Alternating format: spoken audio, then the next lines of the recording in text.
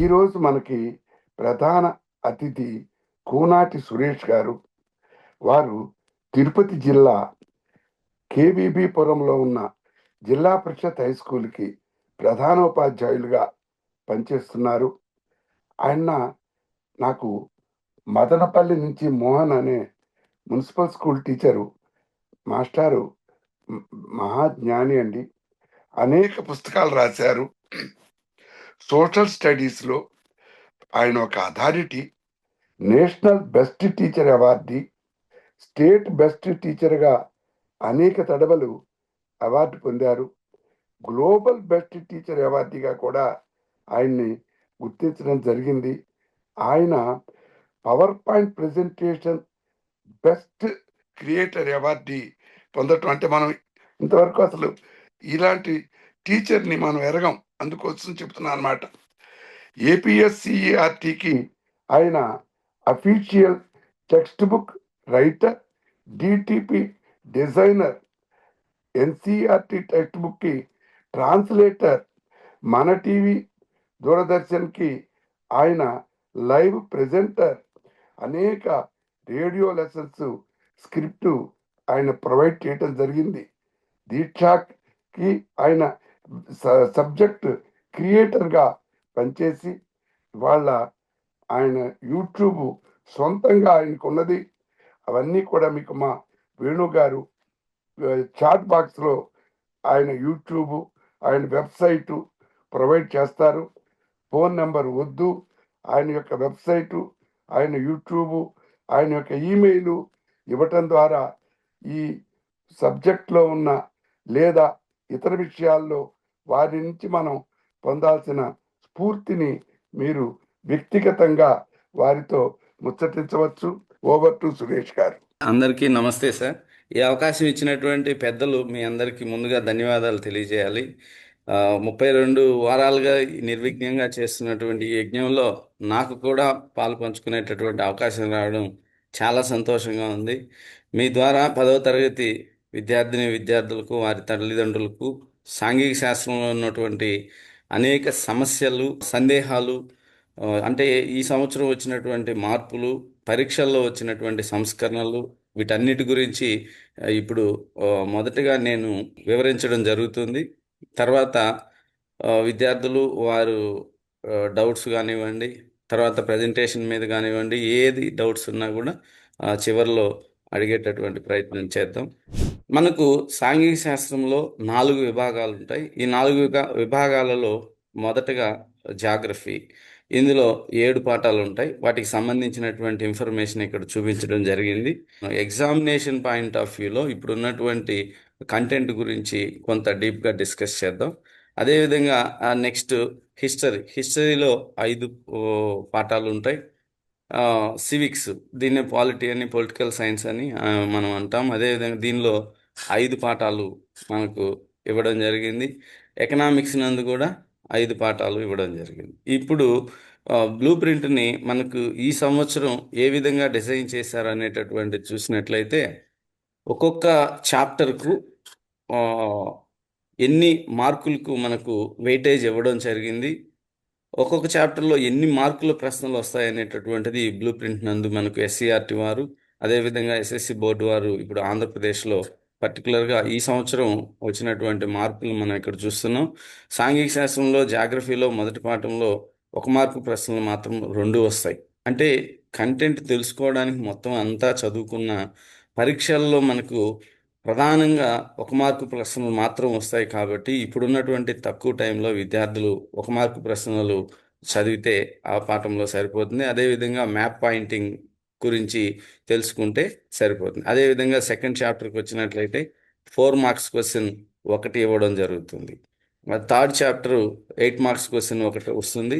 దీనికి ఇంటర్నల్ ఛాయిస్గా 4th చాప్టర్ అగ్రికల్చర్లో 8 మార్క్స్ క్వశ్చన్ వస్తుంది. అంటే థర్డ్ చాప్టర్, 4th చాప్టర్, ఈ 2 చాప్టర్స్ మనం కవర్ చేసుకున్నట్లయితే 8 మార్క్స్ క్వశ్చన్ రాయొచ్చు. అగ్రికల్చర్ చాలా ఈజీగా ఉంటుంది. కాబట్టి అగ్రికల్చర్ బాగా నేర్చుకున్నా సరే ఇంటర్నల్ ఛాయిస్ వాటర్ రిసోర్స్ మనం స్కిప్ చేసుకోవచ్చు. అదేవిధంగా 5th చాప్టర్ 4 మార్క్స్ క్వశ్చన్ ఒకటి వస్తుంది. సిక్స్త్ చాప్టర్లో 2 మార్క్స్ క్వశ్చన్ ఒకటి వస్తుంది. మ్యాపింగ్ స్కిల్స్ మీద ఒకటి, ఒక 1 మార్క్ క్వశ్చన్ వస్తుంది. Seventh chapter life lines of national economy మీద 2 మార్క్స్ క్వశ్చన్ ఒకటి రావడం జరుగుతుంది. దీనిలో మ్యాప్ కూడా ఇవ్వడం జరుగుతుంది. సో మ్యాప్ అనేటటువంటిది మనకు అన్ని చాప్టర్స్ని కవర్ అయ్యేటట్లు ఇవ్వడం జరుగుతుంది. జాగ్రఫీలో 25 మార్క్స్కి మనకి ఇవ్వబడినటువంటి వెయిటేజ్ బ్లూ ప్రింట్ ఈ విధంగా ఉంటుంది. కాబట్టి ఈ బ్లూ ప్రింట్లో ఒక చాప్టర్లో ఎన్ని మార్కులు ప్రశ్న వస్తున్నది మనం గమనించి దాని ప్రకారం చదువుకున్నట్లయితే ఇప్పుడు ఉన్నటువంటి తక్కువ టైంని మనం ఈజీగా కవర్ చేయొచ్చు. అదేవిధంగా హిస్టరీ చూసినట్లయితే మొదటి చాప్టర్ నుంచి 1 మార్కు ప్రశ్న ఒకటి, 4 మార్కుల ప్రశ్న ఒకటి రావడం జరుగుతుంది. Second chapter nationalism in India, ఇందులో నుంచి 8 మార్కుల ప్రశ్న ఒకటి రావడం జరుగుతుంది. Third chapter the making of global world నుంచి 1 మార్కు ప్రశ్న 2 వస్తాయి. అదేవిధంగా 2 మార్కుల ప్రశ్నలు ఒకటి వస్తాయి. మ్యాప్ ఇందులో నుంచి 2 మార్క్స్కి రావడం జరుగుతుంది. అదేవిధంగా fourth chapter the age of industrialization, ఇది 4 మార్కుల ప్రశ్న ఈ చాప్టర్ నుంచి ఒకటి రావడం జరుగుతుంది. Fifth chapter print culture and the modern modern trend, దీని మీద మనకు యూరోపియన్ ప్రింట్ కల్చర్ని చాలా వరకు తొలగించారు ఈ సంవత్సరం. విద్యార్థులు దీన్ని దృష్టిలో పెట్టుకోవాలి. ప్రింట్ కల్చర్ ఎప్పుడు ప్రారంభమైంది, ఎలా ప్రారంభమైంది, ఇండియాలోకి ఎలా అది రావడం జరిగింది, భారతదేశంలో వచ్చినటువంటి ప్రధానమైనటువంటి మార్పులు ఏవి అనేటటువంటి అంశాల వరకు ఇక్కడ మనకు ఉంచడం జరిగింది. దాదాపు సగం చాప్టర్ వరకు ఎస్సీఆర్టీ వారు దీన్ని తొలగించారు. దీన్ని దృష్టిలో పెట్టుకోవాలి. 8 మార్క్స్ క్వశ్చన్ ఒకటి వస్తుంది ఇక్కడ. అది మనకు second chapter nationalism in India కూడా 8 మార్క్స్ క్వశ్చన్ ఉంది. కాబట్టి ఈ 2 చాప్టర్స్ నుంచి ఒక క్వశ్చన్ మనం స్కిప్ చేసి ఎగ్జామ్లో రాయాల్సి ఉంటుంది. మీకు ఈజీగా మనకు నేషనలిజం ఇన్ ఇండియా అనేటటువంటిది ఈజీగా ఉంటుంది. ఎందుకంటే అందులో ఉన్నటువంటి 8 మార్క్స్ క్వశ్చన్స్ అనేటటువంటివి చాలా తక్కువగా ఉన్నాయి. చూసినట్లయితే 1919లో జలియన్ వాలాబాగ్ జరిగినటువంటి ఫలితాలు, 1920లో సహాయ నిరాకరణ ఉద్యమం, 1930 దండి యాత్ర, దీన్ని శాసనోల్లంఘన ఉద్యమం అని, ఉప్పు యాత్ర అని పిలుస్తున్నారు. అదేవిధంగా 1942లో క్విట్ ఇండియా ఉద్యమం. ఈ 4 ఇన్సిడెంట్స్ మనకు 8 మార్క్స్ క్వశ్చన్స్కి వచ్చేటటువంటి అవకాశం ఉంటుంది. మన భారతీయ చరిత్ర కాబట్టి దీనిని మనం కొంత ఈజీగా రాసేటటువంటి అవకాశం కూడా ఉంటుంది. కాబట్టి దయచేసి విద్యార్థులు దీనిని బాగా కాన్సన్ట్రేట్ చేసినట్లయితే ప్రింట్ కల్చర్లో తొలగించినటువంటి అంశాలను మనం స్కిప్ చేసి 2 మార్క్స్ క్వశ్చన్స్ని బాగా కవర్ చేసేటటువంటి అవకాశం ఉంటుంది. చరిత్రలో కూడా మనకు 25 మార్కులకు పరీక్షలకు రావడం జరుగుతుంది. అదేవిధంగా పాలిటీ, సివిక్స్ నందు 5 చాప్టర్లు. ఈ 5 చాప్టర్లో మొదటి chapter power sharing. Power sharing మీద మనకు 8 మార్క్స్ క్వశ్చన్ అనేటటువంటిది ఒకటి రావడం జరుగుతుంది. దీనికి ఇంటర్నల్ ఛాయిస్గా పొలిటికల్ పార్టీస్ 8 మార్క్స్ క్వశ్చన్ వస్తుంది. పవర్ షేరింగ్లో మనం పర్టికులర్గా 2 దేశాల గురించి ఈ చాప్టర్ నందు డిస్కస్ చేస్తాం, శ్రీలంక, బెల్జియం. బెల్జియంలో పాజిటివ్గా పవర్ షేరింగ్ చేసుకున్నప్పుడు ఆ దేశం ఎలా అభివృద్ధి చెందింది అనేటటువంటిది అక్కడ మనం బాగా స్ట్రెస్ చేసి మనం టీచింగ్లో చెప్తాం. అదేవిధంగా పరీక్షల్లో కూడా దీని మీద ప్రశ్న ఎక్కువగా వచ్చేటటువంటి అవకాశం ఉంటుంది. అదేవిధంగా చూసినట్లయితే శ్రీలంకలో అంటే మెజారిటీ ఉన్నటువంటి వర్గం మైనారిటీ వర్గాల యొక్క ఆశల్ని, మనోభావాల్ని దెబ్బతీసినప్పుడు వాళ్ళలో తిరుగుబాటు ఎలా వస్తుంది, ఆ దేశం ఏ విధంగా ఇబ్బందులు పాలైంది అనేటటువంటిది ఆ పవర్ షేరింగ్లో మనం పర్టికులర్గా డిస్కస్ చేస్తాం. కాబట్టి పవర్ షేరింగ్లో మనకు పర్టికులర్గా శ్రీలంక, బెల్జియం మీద పాజిటివ్గా డెవలప్మెంట్ ఎలా తీసుకురాగలిగింది, నెగిటివ్ ఇంపాక్ట్ ఎలా ఉంది అనేటటువంటి అంశాల మీద పర్టికులర్గా క్వశ్చన్ వచ్చేటటువంటి అవకాశం ఉంటుంది. పొలిటికల్ పార్టీస్ మనం చూసినట్లయితే అసలు భారతదేశంలో పొలిటికల్ పార్టీస్ యొక్క ఆవశ్యకత ఏంటి, పొలిటికల్ పార్టీస్ ఎదుర్కొంటున్నటువంటి సమస్యలు ఏంటి, పొలిటికల్ పార్టీస్ బాగా పనిచేయడానికి నువ్వు ఎలాంటి సంస్కరణలు సూచిస్తావు అనేటటువంటి ప్రశ్నలు మనకు వచ్చేటటువంటి అవకాశం ఉంటుంది. ఈ 2 చాప్టర్లు కూడా మనకు చాలా ఈజీగా, సులభంగా మనం అర్థం చేసుకోగలం. అదేవిధంగా పరీక్షల్లో రాయగలిగేటటువంటి చాప్టర్సు. మనం పొలిటికల్ అంటే ప్రస్తుతం ఉన్నటువంటి ట్రెండ్ని కూడా మనం అర్థం చేసుకున్నట్లయితే ఇవి చాలా ఈజీగా ఉంటుంది. మనం సెకండ్ చాప్టర్ ఫెడరలిజం చూసినట్లయితే ఒక మార్కు ప్రశ్నలు రెండు వస్తాయి, 2 మార్కుల ప్రశ్నలు ఒకటి వస్తుంది. అంటే ఫెడరలిజం అనేటటువంటిది భారతదేశంలో ఉందా? ఉంది. ఉంది అంటే ఎలా నిరూపిస్తావు? అంటే భారతదేశంలో ఆ, మనకు సమాఖ్య ప్రభుత్వం, ఆ, సమాఖ్య విధానాన్ని మనం అనుసరిస్తూ ఉన్నాం. అదేవిధంగా చూసినట్లయితే కేంద్ర ప్రభుత్వం, రాష్ట్ర ప్రభుత్వం కలిసి పనిచేస్తున్నాయి అనేటటువంటి అంశాన్ని విద్యార్థులు గుర్తుపెట్టుకున్నట్లయితే ఈ చాప్టర్లు మనకు చాలా ఈజీగా ఆన్సర్ చేయగలం. ఆ, ఇందులో నుంచి 1 మార్కు క్వశ్చన్స్ రెండు, 2 మార్క్స్ క్వశ్చన్ ఒకటి రావడం జరుగుతుంది. అదేవిధంగా జెండర్, రిలీజియన్ అండ్ క్యాస్ట్, దీని నుంచి 2 మార్కుల ప్రశ్న ఒకటి, 4 మార్కుల ప్రశ్న ఒకటి వస్తుంది. ఒక చాప్టర్ మనం ఆ, సాంఘిక శాస్త్రంలో మనం చర్చిస్తూ ఉన్నాం, పిల్లలకి టీచ్ చేస్తూ ఉన్నాం అంటే అసలు ఆ చాప్టర్ యొక్క ఎసెన్స్ ఏంటి, క్రీమ్ ఏంటి అనేటటువంటిది మనం దృష్టిలో పెట్టుకొని టీచ్ చేసినప్పుడు ప్రతి పాఠం మనకు చాలా ఈజీగా ఉంటుంది. ఇప్పుడు జెండర్, రిలీజియన్, క్యాస్ట్ అనేటటువంటి పాఠాన్ని ఎందుకు పొలిటికల్ సైన్స్లో డిస్కస్ చేయాల్సి వచ్చింది అంటే ఇప్పుడు ఉన్నటువంటి సమాజంలో జెండర్ డిస్క్రిమినేషన్ ఏ విధంగా ఉంది, అంటే మహిళల పట్ల వివక్షత ఏ విధంగా కొనసాగుతూ ఉంది, అది పొలిటికల్ లైఫ్లో కానివ్వండి, సోషల్ లైఫ్లో కానివ్వండి, అవి ఉన్నటువంటి ట్రెండ్ ఏ విధంగా ఉంది, దీన్ని మార్చడానికి నువ్వు ఇచ్చేటటువంటి సూచనలు, సలహాలు ఏంటి, ఆ, జెండర్ డిస్క్రిమినేషన్ పోగొట్టడానికి మనం ఎలాంటి చర్యలు, ప్రభుత్వం కానివ్వండి, ప్రజలు కానివ్వండి, సమాజం కానివ్వండి, ఎలాంటి చర్యలు తీసుకోవాలి అనేటటువంటి అంశాన్ని మనం ఇక్కడ బాగా గుర్తుపెట్టుకోవాలి. ఇలాంటి ప్రశ్నలే పరీక్షలకు కూడా రావడం జరుగుతుంది. ఇది మనకు కరెంట్ అఫైర్స్లో కూడా ఇవి మనకు కవర్ అవుతాయి. సోషల్ స్టడీస్ అంటే కరెంట్ అఫైర్స్ని టచ్ చేస్తూ ఖచ్చితంగా ప్రశ్నలు అనేటటువంటివి ఉంటాయి. అదేవిధంగా రిలీజియన్ కానివ్వండి, క్యాస్ట్ కానివ్వండి, భారతదేశంలో మతం కానీ, కులం కానీ ఎలా వాటి యొక్క పాత్రను పోషిస్తూ ఉన్నాయి, రాజకీయాల్లో వాటి యొక్క పాత్ర ఏమిటి, సమాజంలో అవి ఆ, కులంలో ఉన్నటువంటి లోపాలు, మతంలో ఉన్నటువంటి ఆ, పరిస్థితులు ఎలా ఉన్నాయి, భారతదేశంలో మతం అనేటటువంటి అంశం ఆ, తటస్థంగా ప్రభుత్వం ఎలా తీసుకురాగలిగింది, లౌకిక విధానాన్ని భారతదేశం ఎలా అమలు చేస్తూ ఉంది అనేటటువంటి అంశాలను మనం ఇక్కడ డిస్కస్ చేయాల్సి ఉంటుంది. ఆ తర్వాత 5వ చాప్టర్ చూసినట్లయితే అవుట్కమ్స్ ఆఫ్ డెమోక్రసీ. ఇది చాలా ముఖ్యమైనటువంటి పాఠం. ఎందుకంటే భారతదేశంలో డెమోక్రసీ యొక్క విజయాల్ని మనం ఇక్కడ ఆ, తెలియజేయాలి విద్యార్థులకు. ప్రపంచంలో అనేక దేశాల్లో డెమోక్రసీ అమలవుతున్నప్పటికీ భారతదేశంలో ఆ, దీని యొక్క ఫలితాలు బాగున్నాయి. వాటి యొక్క ట్రెండ్ అంటే మనకు ఆఫ్టర్ ఇండిపెండెన్స్ అక్కడి నుంచి మనం ప్రస్తుతం వరకు భారతదేశంలో డెమోక్రసీ యొక్క సక్సెస్ గురించి మనం ఇక్కడ డిస్కస్ చేసి దాని మీదే ప్రశ్నలు ఇవ్వడం జరుగుతుంది. దీనిలో కూడా 25 మార్క్స్కి ఎగ్జామినేషన్కి రావడం జరుగుతుంది. అదేవిధంగా ఎకనామిక్స్ తీసుకున్నట్లయితే ఇక్కడ కూడా మనకు 5 చాప్టర్స్ ఉన్నాయి. ఇందులో నుంచి 25 మార్క్స్ రావడం జరుగుతుంది. First chapter development. అసలు డెవలప్మెంట్ అంటే ఏంటి, డెవలప్మెంట్ అనేటటువంటిది డబ్బుతోనే ముడిపడి ఉంటుందా, లేదంటే అనేక ఇతర అంశాలతో కూడా ముడిపడి ఉంటుందా అనేటటువంటి విషయాల్ని మనం ఇక్కడ డిస్కస్ చేయాలి. అంటే కొన్ని దేశాల్లో ఆ, వాళ్ళ యొక్క యావరేజ్ ఇన్కమ్ బాగున్నప్పటికీ అవి వెనుకబడిన దేశాలుగా గుర్తించబడుతూ ఉన్నాయి. ఎందుకంటే డబ్బు చాలా తక్కువ మంది చేతిలో ఎక్కువగా ఉండడం వల్ల యావరేజ్ ఇన్కమ్ కూడా ఎక్కువగా చూపించే అవకాశం ఉంటుందని మనం ఇక్కడ తెలియజేస్తూ, డబ్బు ఒక్కటే కాదు, ఇక్కడ మనం హ్యూమన్ డెవలప్మెంట్ని గుర్తించాలి.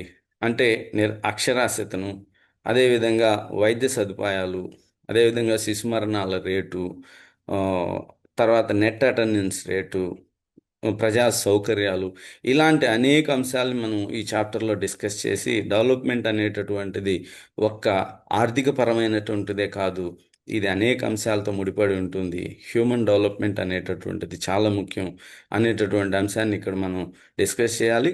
అదే అంశంకి మనం ఆ, ప్రశ్నలు కూడా వాటి చుట్టూనే రావడం జరుగుతుంది. Next sectors of Indian economy. మనకు ఎకానమీలో ప్రస్తుతం 3 sectors: primary sector, secondary sector, tertiary sector. వీటిలో బాగా ఇప్పుడు ప్రస్తుతం బాగా అభివృద్ధి చెందుతున్నటువంటి sector service sector, tertiary sector. ఇందులో కూడా ఐటీ సెక్టార్ బాగా డెవలప్ అవుతూ ఉన్నది.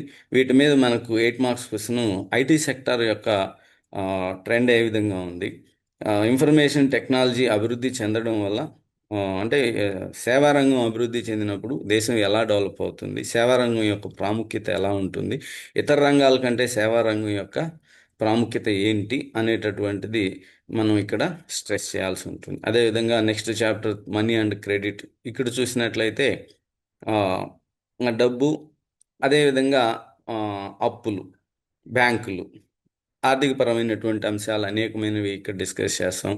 ఇది మనకు ఇంటర్నల్ చాయిస్ కింద సెకండ్ చాప్టర్తో ఉంటుంది.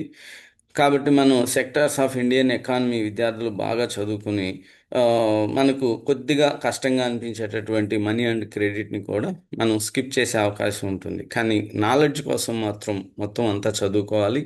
ఆ, మనకు ఎగ్జామినేషన్ పాయింట్ ఆఫ్ వ్యూలోనే కాకుండా మన జ్ఞాన అభివృద్ధి అనేటటువంటిది ఎప్పటికీ మనకి తోడుంటుంది, మన అభివృద్ధికి కూడా అది ఉపయోగపడుతుంది.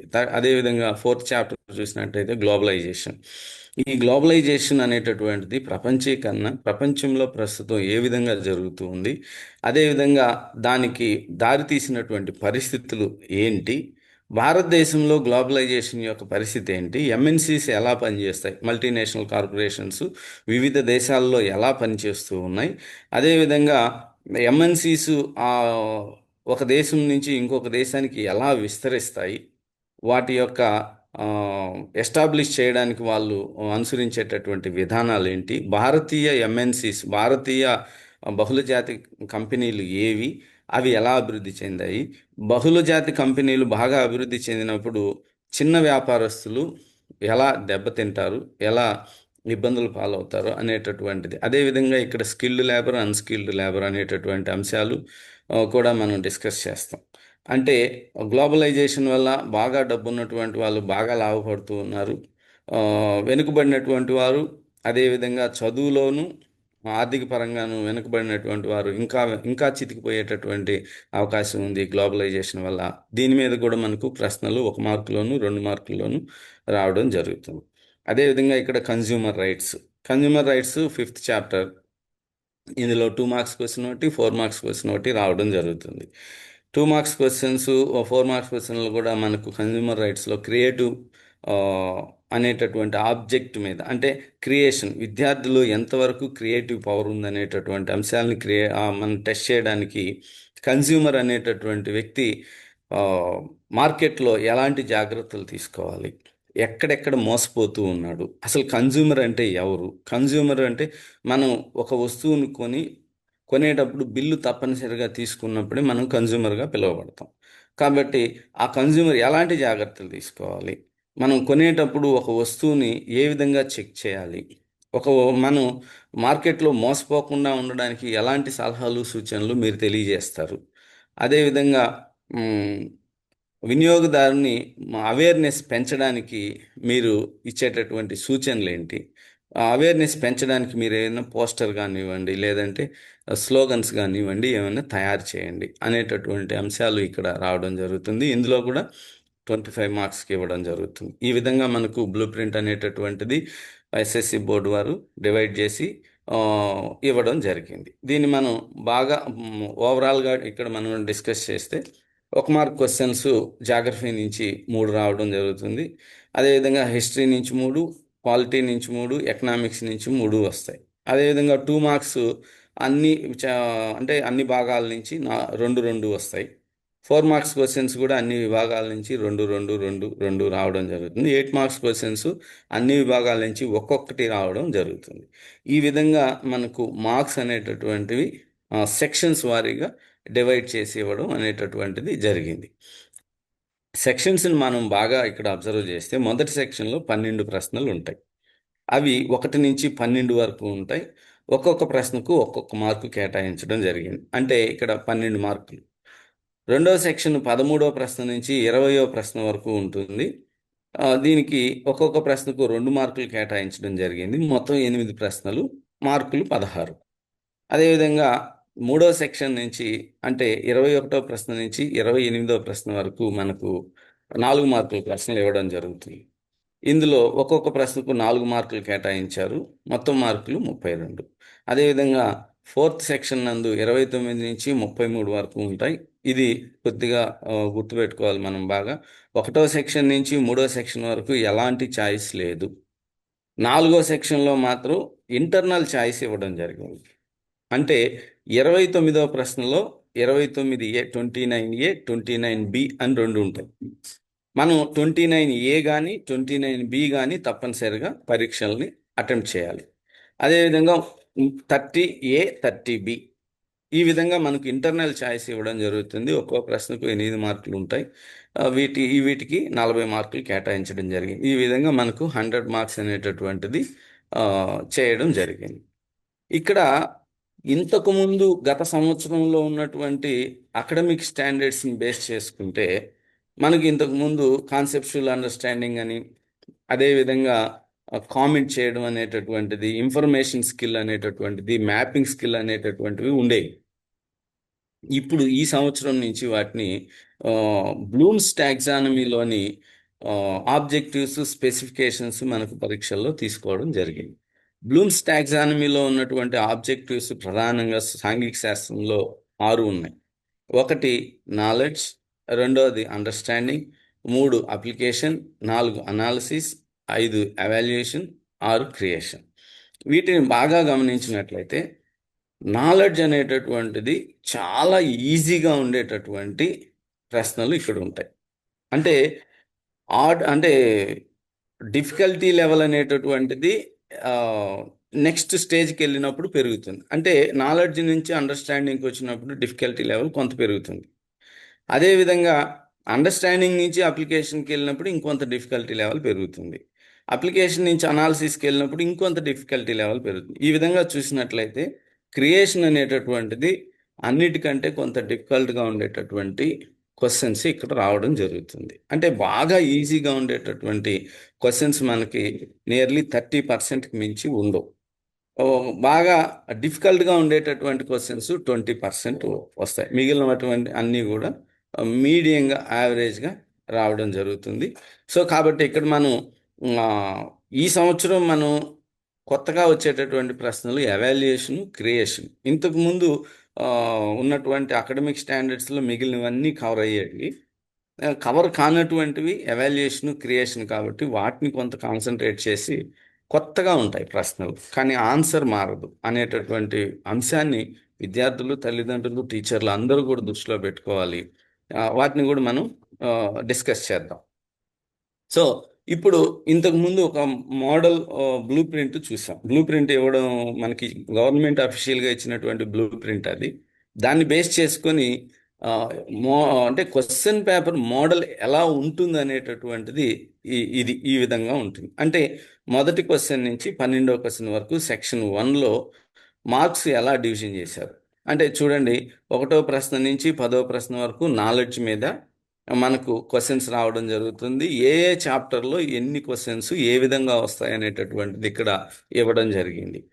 అకాడమిక్ స్టాండర్డ్స్ అని ఇవ్వడం జరిగింది చూడండి. అది కేఎన్ అంటే నాలెడ్జ్, G1 అంటే జాగ్రఫీలో first chapter and resources and development. ఆ విధంగా చూడండి, ఏ క్వశ్చన్ నంబర్కి ఎన్ని మార్కులు ఏ అకాడమిక్ స్టాండర్డ్లో వస్తుంది, అది ఏ పార్ట్లో వస్తుంది, ఏ చాప్టర్లో వస్తుంది, దాని పేరు మొత్తం కూడా క్లియర్గా ఇవ్వడం జరిగింది. దీన్ని ఒకసారి మీరు స్టడీ చేసినట్లయితే మనకు ఎగ్జామినేషన్ చాలా ఈజీగా అనిపిస్తుంది.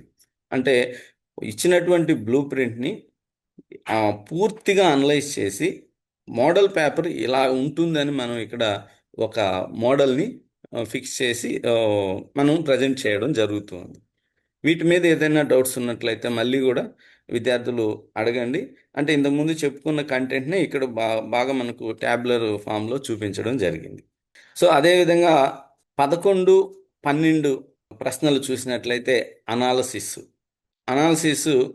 గ్లోబలైజేషన్ మీద, అదేవిధంగా అండర్స్టాండింగ్ మీద, అది కూడా గ్లోబలైజేషన్ మీద ఇవ్వడం జరుగుతుంది ఎకనామిక్స్లో. అండర్స్టాండింగ్ మీద ఇక్కడ మనకు మ్యాప్ లొకేషన్ని ఇవ్వడం జరుగుతుంది. అంటే 4 దేశాలని ఇచ్చి వాటిని తూర్పు నుంచి పడమరకు కానివ్వండి, పడమర నుంచి తూర్పుకు కానివ్వండి అమర్చండి అనేటటువంటి ప్రశ్నలు అక్కడ 12వ ప్రశ్నలో అండర్స్టాండింగ్ కింద వచ్చేటటువంటి అవకాశం ఉంటుంది. దీన్ని బాగా గుర్తుపెట్టుకోవాలి. ఇంతకుముందు మనకు అనాలిసిస్ అనేటటువంటి అకాడమిక్ స్టాండర్డ్ కింద గ్రాఫులు కానివ్వండి, పట్టికలు కానివ్వండి, ఒక టెక్స్ట్ ఇచ్చేసి క్వశ్చన్స్ కానివ్వండి అడిగేటటువంటి వాళ్ళు, లేదా ఇన్ఫర్మేషన్ ఇచ్చి దాన్ని గ్రాఫ్ రూపంలోకి మార్చమనే వాళ్ళం, టేబుల్ ఇచ్చేసి గ్రాఫ్ రూపంలోకి మార్చమనే వాళ్ళం, గ్రాఫ్ని ఇచ్చి అనాలిసిస్ చేయమనే వాళ్ళం, ఇలా ఉండేది. ఇప్పుడు అలా ఉండదు. అంటే క్వశ్చన్స్ని అడగడం అనేటటువంటి జరగదు, గ్రాఫ్ ఇచ్చి సొంతంగా అనలైజ్ చేయమంటారు. ఇది మనకి ఇప్పుడు వచ్చినటువంటి మార్పు. దాన్ని కూడా దృష్టిలో పెట్టుకొని మనం చదవాలి.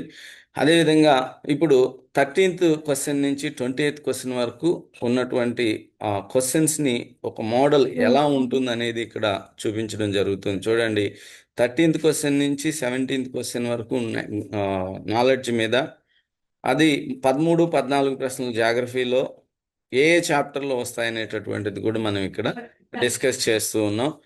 అది దయచేసి మీరందరూ కూడా దీన్ని కొంత బాగా అబ్జర్వ్ చేసినట్లయితే మనకు ఎగ్జామినేషన్ అనేటటువంటిది సాంఘిక శాస్త్రంలో ఎలాంటి ఒత్తిడి లేకుండా రాసి పాస్ అయ్యేటటువంటి అవకాశం ఉంటుంది. 18వ క్వశ్చన్ నుంచి కొంత, అంటే ఇప్పుడు మనకు ఇంతకు ముందు సిసిఈ మోడల్లో ఉండేటటువంటిది ప్రశ్నాపత్రం. సిసిఈ మోడల్లో ఉన్నటువంటి ప్రశ్నాపత్రంలో టెక్స్ట్ బుక్లో ఉన్నటువంటి క్వశ్చన్స్ ఇచ్చేవారు కాదు. కానీ ఇప్పుడు సిసిఈ మోడల్ని ఇంప్లిమెంట్ చేయడం లేదు, కాబట్టి టెక్స్ట్ బుక్లో వెనుకున్నటువంటి క్వశ్చన్స్ ఇవ్వడం జరుగుతుంది. ఇక్కడ నాలెడ్జ్ క్వశ్చన్స్ అన్నీ కూడా డైరెక్ట్గానే ఉంటాయి. కానీ మీరు గుర్తుపెట్టుకోవాల్సింది, కొన్ని బాక్స్ ఐటమ్స్, కొన్ని కేస్ స్టడీస్, కొన్ని కార్టూన్స్ ఇలాంటివి ఉంటాయి. వాటి మీద ప్రశ్నలు అనేటటువంటివి రావు. కాబట్టి దీన్ని కూడా మీరు దృష్టిలో పెట్టుకొని మనం చదవాలి. ఆ కేస్ స్టడీస్ అనేటటువంటివి మీరు అర్థం చేసుకోవడానికి, ఆ ఇచ్చినటువంటి కంటెంట్ని ఇంకొంత డీప్గా తెలుసుకోవడానికి మీకు ఉపయోగపడాలనేటటువంటి ఉద్దేశంతో ఇవ్వడం జరిగింది. కానీ వాటి మీద ప్రశ్నలు అనేటటువంటివి రావు. మనకు ప్రతి చాప్టర్ కూడా దాని మీద, అది కోర్ కంటెంట్ ఏంటి అనేటటువంటి దాని మీదనే ప్రశ్నలు రావడం జరుగుతుంది. ఫర్ ఎగ్జాంపుల్ ఇప్పుడు చూడండి, మనకు వాటర్ రిసోర్స్ అనేటటువంటి పాఠం ఉంది. వాటర్ రిసోర్స్ని మనం ఇప్పుడు ఏ నది ఎక్కడ పుడుతుంది, ఎక్కడ కలుస్తుంది, దాని పొడవు ఎంత అనేటటువంటి అంశాల మీద కంటే కూడా వాటర్ రిసోర్స్ని మనం ఎలా పొల్యూట్ చేస్తున్నాం, వాటర్ రిసోర్స్ని ఎలా కాపాడుకోవాలి, వాటర్ రిసోర్స్ని కాపాడుకోకపోతే వచ్చే పరిస్థితులు ఏమిటి, రాజస్థాన్లో ప్రజలు ఎలాంటి ఇబ్బందులు ఎదుర్కొంటున్నారు, అదే పర్వత ప్రాంతాల్లో ఉన్నటువంటి ప్రజలు వాటర్ రిసోర్స్ని ఏ విధంగా కన్సర్వ్ చేసుకునే ప్రయత్నం చేస్తున్నారు, ఇలాంటి వాటి మీద మనకు ప్రశ్నలు రావడం జరుగుతుంది. అంతేగాని ఫ్యాక్ట్స్ మీద ఎక్కువగా ప్రశ్నలు అనేటటువంటివి రావు, కోర్ కంటెంట్ మీద ప్రశ్నలు అనేటివి రావడం జరుగుతుంది అనే ఈ విషయాన్ని కూడా మనం గుర్తుపెట్టుకోవాలి. అదేవిధంగా మనం 20వ ప్రశ్న చూడండి, మనకు ఎకనామిక్స్లో 5th చాప్టర్లో ఇవ్వడం జరిగింది. ఇది క్రియేషన్లో, అంటే నేను ఇంతకు ముందు చెప్పాను, క్రియేషన్ అనేటటువంటిది మనకు టెక్స్ట్ బుక్లో ఎక్కడ ఉండదు. అంటే కన్స్యూమర్ అవేర్నెస్ మీద ఏవైనా 4 స్లోగన్స్ తయారు చేయండి, నినాదాలు తయారు చేయండి అంటారు. అవి ఎక్కడ మనకు టెక్స్ట్ బుక్లో ఉండవు, అది సొంతంగా రాయాలి.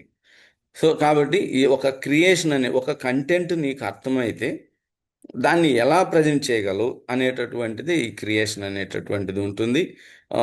తర్వాత చూడండి, 18th క్వశ్చన్ ఎవాల్యుయేషన్. ఇది ఇక్కడ కూడా గమనించినట్లయితే జెండర్ డిస్క్రిమినేషన్ని నువ్వు ఎలా అర్థం చేసుకున్నావు, దీన్ని అధిగమించడానికి ఎలాంటి చర్యలు తీసుకోవాల్సి ఉంటుంది, ప్రభుత్వం ఇప్పుడు తీసుకుంటున్నటువంటి చర్యల మీద నువ్వు సంతృప్తి చెందుతున్నావు, అంటే ఒకరిని ఎవాల్యుయేట్ చేస్తున్నాడు, అంచనా వేస్తున్నాడు, దాన్ని అర్థం అంటే ఆ పరిస్థితిని అర్థం చేసుకొని అంచనా వేయగలిగేటటువంటి పరిస్థితి ఇక్కడ విద్యార్థుల్లో ఉందా లేదా అనేటటువంటిది ఎవాల్యుయేషన్ కింద క్వశ్చన్స్ ఇవ్వడం జరుగుతుంది. అదేవిధంగా 21వ ప్రశ్న నుంచి 28వ ప్రశ్న వరకు 4 మార్కుల ప్రశ్నలు. మొదట మనకు 2 ప్రశ్నలు అండర్స్టాండింగ్. ఇక్కడ అండర్స్టాండింగ్ కూడా టెక్స్టువల్ క్వశ్చన్స్ డైరెక్ట్గానే ఉంటాయి. సో ఇక్కడ ఫారెస్ట్, వైల్డ్ లైఫ్ యొక్క రిసోర్సెస్. ఫారెస్ట్ అనేటటువంటిది ఇక్కడ కూడా ఏ రాష్ట్రంలో ఎంత వైశాల్యం అడవులు ఉన్నాయి, ఏ అంటే ఏ భారతదేశంలో ఎంత వైశాల్యం అడవులు ఉన్నాయి, ఏ రకమైన అడవులు ఉన్నాయనే ప్రశ్నలు రావు.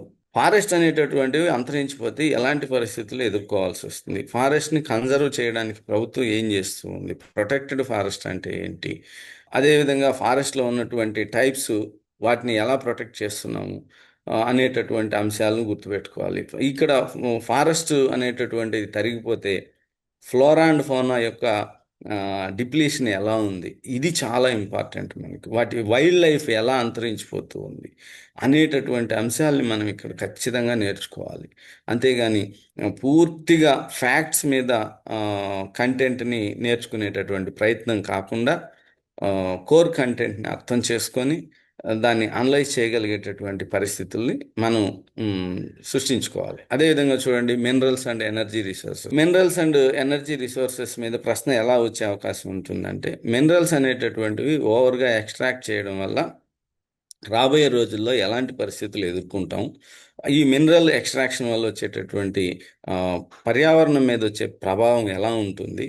ఇప్పుడు ఎనర్జీ రిసోర్సెస్ అనేటటువంటి ట్రెడిషనల్ ఎనర్జీ రిసోర్సెస్ కాకుండా ఇప్పుడు మనకున్నటువంటి కొత్తగా వచ్చినటువంటి ఎనర్జీ రిసోర్సెస్, అంటే ఇప్పుడు కనుక్కుంటూ మనం ఎక్కువగా వాడుకుంటున్న టైడల్ ఎనర్జీ కానివ్వండి, అదేవిధంగా సోలార్ ఎనర్జీ కానివ్వండి, ఆ, ఇలాంటివి పొల్యూషన్ లేనటువంటి ఎనర్జీ రిసోర్సెస్ ఏవి, వాటి వల్ల ఉపయోగాలు ఏంటి, వాటిని ఎలా మనం ఆ, మన డైలీ లైఫ్లోకి తీసుకురావాలనేటటువంటి వాటి మీద ప్రశ్నలు ఉంటాయి. సో ఇది మనం గుర్తుపెట్టుకొని ఇలా చదవాల్సి ఉంటుంది పరీక్షలకి. సో అదేవిధంగా మనం 29వ ప్రశ్న నుంచి 33వ ప్రశ్న వరకు దీన్ని కొద్దిగా జాగ్రత్తగా గమనించండి. 29లో మనకు 8 మార్క్స్ క్వశ్చన్లో అండర్స్టాండింగ్ కింద మనకు జాగ్రఫీలో నుంచి థర్డ్ చాప్టర్, ఫోర్త్ చాప్టర్ 8 మార్క్స్కి ఇవ్వడం జరుగుతుంది. ఇంటర్నల్ ఛాయిస్ ఉంటుంది. అంటే థర్డ్ చాప్టర్లో కానివ్వండి, ఫోర్త్ చాప్టర్లో కానివ్వండి, మనం ఏదైనా ఒక ప్రశ్న రాస్తే సరిపోతుంది. అదేవిధంగా 30వ ప్రశ్న పవర్ షేరింగ్, పొలిటికల్ పార్టీస్, ఇక్కడ ఇంటర్నల్ ఛాయిస్. 31st క్వశ్చన్లో అనాలిసిస్లో మనకు sectors of Indian economy, money and credit, ఇక్కడ అనాలిసిస్లో కొంత కంటెంట్ ఇవ్వడం, ఒక టెక్స్ట్, ఒక పారాగ్రాఫ్ లాంటిది ఇవ్వడం జరుగుతుంది. దాన్ని సొంత మాటల్లోకి మార్చి రాయమంటారు. లేదంటే ఒక గ్రాఫ్ ఇచ్చేసి గ్రాఫ్ని అనలైజ్ చేయమంటారు. ఇలాంటి ప్రశ్నలు ఉంటాయి. ఇది కొంత ఈజీగానే ఉంటుంది. విద్యార్థులు అర్థం చేసుకుంటే ఆ గ్రాఫ్ని కానివ్వండి, పట్టికని కానీ అర్థం చేసుకుంటే ఖచ్చితంగా ఆన్సర్ చేయగలిగే విధంగా ఉంటుంది. అదేవిధంగా ఎవాల్యుయేషన్ కింద మనకు నేషనలిజం ఇన్ ఇండియా, అదే నేను చెప్పాను, మన భారతదేశంలో జరిగినటువంటి ఉద్యమాల్ని నువ్వు ఎలా అంచనా వేస్తావు, ఎలా అర్థం చేసుకుంటున్నావు, ఆ పరిస్థితుల్లో నువ్వే ఉంటే నువ్వు ఎలా స్పందిస్తావు. ఫర్ ఎగ్జాంపుల్ క్విట్ ఇండియా ఉద్యమ కాలంలో నువ్వే ఉన్నట్లయితే నీ స్పందన ఎలా ఉంటుంది, అలాంటి ప్రశ్నలు మనం ఇక్కడ నేర్చుకోవాలి. అంటే చూడండి, క్విట్ ఇండియా ఉద్యమ కాలంలో ఏం జరిగింది అనేటటువంటిది మనం రాస్తాం. కాకపోతే ఒక సెంటెన్స్ ఆ కాలంలో ఉన్నట్టయితే నేను కూడా ఆ ఉద్యమంలో పార్టిసిపేట్ చేసేవాడిని అనేటటువంటి భావన, ఒక్క పాయింట్ని యాడ్ చేయాలి. మిగిలిన కంటెంట్ అంతా కూడా అలాగే ఉంటుంది, అలాగే రాయాల్సి ఉంటుంది కూడా. అదేవిధంగా మనకు అప్లికేషన్ కింద 33rd క్వశ్చన్లో ఇండియా మ్యాప్, వరల్డ్ మ్యాప్ ఉంటుంది. ఇది కూడా బాగా గుర్తుపెట్టుకోవాలి. అందరూ కన్ఫ్యూజ్ అవుతారు. ఇండియా మ్యాప్ కానీ వరల్డ్ మ్యాప్ కానీ రాస్తే సరిపోతుంది కదా అనుకుంటారు. కాదండి. ఇక్కడ ఇంటర్నల్ ఛాయిస్ ఇండియా మ్యాప్లో మొదటి 4 పాయింట్లు, తర్వాత 4 పాయింట్లు ఇంటర్నల్ ఛాయిస్. అంటే ఇండియా మ్యాప్ కంపల్సరీ 4 పాయింట్లు పెట్టాల్సి ఉంటుంది. అది కూడా 1, 2, 3, 4 లేదా 5, 6, 7, 8 మనం ఆన్సర్, అంటే ఏదో ఒక 4 ఇండియా మ్యాప్ని కంపల్సరీ మనం అటెంప్ట్ చేయాలి. అదేవిధంగా వరల్డ్ మ్యాప్లో కూడా మనకు 33Bలో వస్తుంది. ఇక్కడ 1, 2, 3, 4, 5, 6, 7, 8 మొదటి గ్రూప్ కానివ్వండి, రెండో గ్రూప్ కానివ్వండి, ఏదో ఒక గ్రూప్ తప్పనిసరిగా మనం వరల్డ్ మ్యాప్ పెట్టాలి, ఇండియా మ్యాప్ పెట్టాలి. ఇప్పుడు వరల్డ్ మ్యాప్లో మొదటి గ్రూప్ బాగా తెలుసు, రెండో గ్రూప్ కూడా బాగా తెలుసు, అలా పెట్టాల్సి వస్తే ఒకటి బ్లూ పెన్తో, ఇంకోటి బ్లాక్ పెన్తో పెట్టాల్సి ఉంటుంది. ఫర్ ఎగ్జాంపుల్ ఒక దేశాన్ని గుర్తించాల్సి వచ్చింది. ఆ దేశం యొక్క సరిహద్దులంతా కూడా బార్డర్ మనం గుర్తించేసి మధ్యలో షేడ్ చేయొచ్చు. షేడ్ చేసే అవకాశం లేకపోతే, అక్కడ ప్లేస్ లేకపోతే బార్డర్ అంటే యారో మార్క్ తీసుకెళ్ళి పక్కకి మనం ఎక్కడ ఖాళీగా ఉంటే అక్కడ నోట్ చేయొచ్చు. సో ఈ విధమైనటువంటి జాగ్రత్తలు తీసుకోవాలి. ఫర్ ఎగ్జాంపుల్ ఒక రివర్ అడిగారు. రివరు అవి ఫ్లోటింగ్ ఏరియా, అంటే అది ప్రవహించేటటువంటి ప్రాంతం మొత్తాన్ని కూడా ఒక గీతలాగా గీసి చూపించాలి. అదే పర్వతాలు అడిగారు. పర్వతాలకు మనం ఒక ట్రయాంగిల్ షేప్ మాదిరిగా వేసి పర్వతం శిఖరం గుర్తించాల్సి ఉంటుంది. అదే ఒక ఎడారి అడిగాడు. ఎడారిని లొకేట్ చేయాలి, ఎక్కడి నుంచి ఎక్కడి వరకు ఉంటుంది అనేది లొకేట్ చేసి అక్కడ దాని పేరు రాయాల్సి ఉంటుంది. ఈ విధంగా మనం మ్యాపింగ్ స్కిల్స్ అనేటటువంటివి రాసినట్లయితే మంచి మార్కులతో పాస్ అయ్యేటటువంటి అవకాశం ఉంటుంది. ఇప్పటి వరకు మనం మోడల్ బ్లూ ప్రింట్ అనేటటువంటిది చూసాం. మోడల్ క్వశ్చన్స్ అనేటటువంటిది ఎలా ఉంటాయనేది ఇప్పుడు చూద్దాం. సో ఇప్పుడు అంటే ఈ సంవత్సరం వచ్చినటువంటి మార్పుల్లో మోడల్ క్వశ్చన్స్ ఎలా ఉంటాయనేటటువంటిది, అంటే రాబోయే మనకు క్రియేషను ఎవాల్యుయేషన్లో క్వశ్చన్స్ ఎలా ఉంటాయనేటటువంటిది ఒకసారి బాగా చూద్దాం. నాలెడ్జ్లో క్వశ్చన్స్ అనేటటువంటివి మనకు ఏ ఏ చాప్టర్ నుంచి వస్తున్నాయి అనేటటువంటిది నేను ఇంతకు ముందు చెప్పాను. 1 మార్క్ క్వశ్చన్స్ జాగ్రఫీలో ఏ చాప్టర్ నుంచి వస్తుంది, హిస్టరీలో ఏ చాప్టర్, సివిక్స్లో ఏ చాప్టర్, ఎకనామిక్స్లో ఏ చాప్టర్ వస్తుంది అనేది ఇక్కడ ఇవ్వడం జరిగింది. సో ఇప్పుడు క్వశ్చన్ అదేవిధంగా నాలెడ్జ్ 2 మార్క్స్ ఏ ఏ చాప్టర్లో వస్తాయి, వాటి క్వశ్చనింగ్ ఎలా ఉంటుంది, ఇవి చాలా ఈజీగా మనం ఐడెంటిఫై చేయొచ్చు. అంటే నాలెడ్జ్ అంటే ఏంటంటే మనకు ఉన్నటువంటి జ్ఞానం మనం గుర్తు తెచ్చుకుంటాం, ప్రజెంట్ చేస్తాం. అంటే సింపుల్. ఒక మనకు భారతదేశానికి స్వాతంత్రం ఎప్పుడు వచ్చిందంటే మనం వెంటనే చెప్పగలం, దానికి ఎక్కువ ఆలోచించాల్సిన అవసరం లేదు. అప్లై చేయాలి, మన నాలెడ్జ్ని అప్లై చేయం, రీకాల్ చేస్తాం. రీకాల్ చేసుకొని ఆన్సర్ చేసేస్తాం. సో ఇలాంటి క్వశ్చన్స్ ఇవి ఫ్యాక్ట్స్కి దగ్గరగా ఉంటాయి, చాలా ఈజీగా ఉంటాయి. ఇలాంటి క్వశ్చన్స్ ఇప్పుడు మనం చూస్తున్నాం చూడండి. ఇలాంటి క్వశ్చన్స్ ఇక్కడ total geographical area of India, అది రెన్యూబుల్ ఎనర్జీకి example solar energy, non renewable ఎనర్జీకి ఎగ్జాంపుల్ ఏంటి అనేటటువంటిది ఇక్కడ అంటే కోల్ కానివ్వండి, పెట్రోల్ కానివ్వండి, ఏదో అలాంటివి aluminium is extracted from which ore అంటే బాక్సైట్. ఇలాంటి క్వశ్చన్స్ అనేటటువంటివి మనకు నాలెడ్జ్ కింద రావడం జరుగుతుంది. సో ఇప్పుడు ఈ అన్ని క్వశ్చన్స్ని మనం డిస్కస్ చేసే మనకున్నటువంటి టైం సరిపోదు, కాబట్టి మన చివరిలో ఉన్నటువంటి ఆ క్రియేషన్ ఎవాల్యుయేషన్ క్వశ్చన్స్ని మనం కొద్దిగా కాన్సన్ట్రేట్ చేద్దాం. అండర్స్టాండింగ్లో ఉన్నటువంటి క్వశ్చన్స్ ఎలా ఉంటాయి అనేటటువంటిది చూడండి. ఇప్పుడు మనం 12వ ప్రశ్నగా ఇలాంటి క్వశ్చన్స్ తప్పనిసరిగా ఒకటి వస్తుంది. సో ఫర్ ఎగ్జాంపుల్ ఒక 4 దేశాలను ఇస్తారు. ఇప్పుడు చూడండి, చైనా, యుఎస్ఏ, బ్రిటన్, కెనడా అని ఇచ్చారు. సో ఇక్కడ క్వశ్చన్ ఎలా ఉంటుందంటే locate the given countries from east to west based on their location అని ప్రశ్న ఉంటుంది. ఇవ్వబడినటువంటి దేశాలను వాటి ఉనికి ఆధారంగా తూర్పు నుంచి పడమరకు అమర్చండి. ఫస్ట్ తూర్పు ఉన్నటువంటి దేశం పేరు రాయాలి. అంటే ఉన్న వాటిల్లో తూర్పుగా ఏది ఉంది, చైనా ఉంటుంది. నెక్స్ట్ తూర్పుగా ఉండేటటువంటిది ఏది, నెక్స్ట్ మనకు బ్రిటన్, తర్వాత యుఎస్ఏ, తర్వాత కెనడా. ఈ విధంగా రాయాల్సి ఉంటుంది.